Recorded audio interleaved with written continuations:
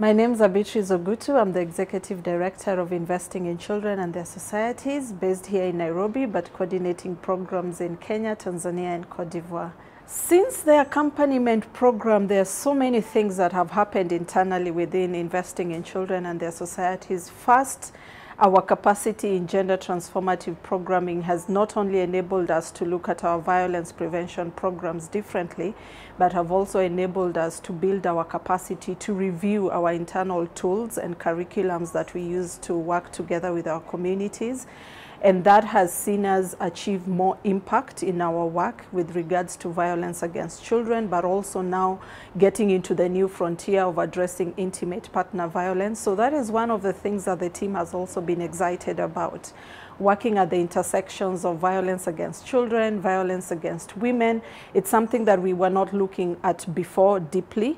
And therefore, this journey has been very instrumental in building our capacity, not only in addressing intimate partner violence in that context, but seeing the nexus between violence against children, intimate partner violence, and how we can program to address both.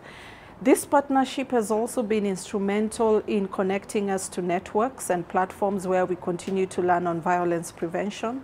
So a number of webinars have been organized over the last couple of months on different topical issues where different organizations that are in the violence space come together, share experiences, share best practices and lessons.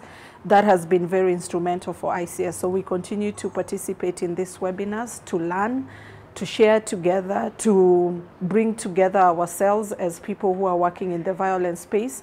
And these connections continue to be very instrumental in our policy and advocacy agenda with governments at different levels here in Kenya, but also in Tanzania as well.